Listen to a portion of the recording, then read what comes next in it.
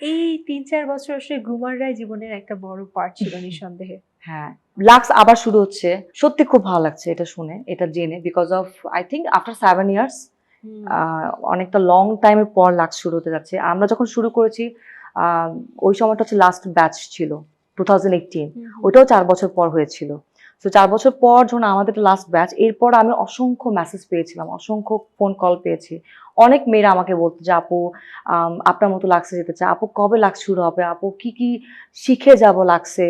বা কি করণীয়? আপু কবে আমি এপ্লাই করব?" সো তখন আমি সবাইকে একটা কথাই বলতাম যে, আ মেক ইউরসেলফ আ কনফিডেন্ট। তার জন্য আসলে কিছু প্রাথমিক শিক্ষা, যেটা হচ্ছে নাচ, গান, অভিনয় বা যতটুকু পারো অতটুকু শিখে যাও।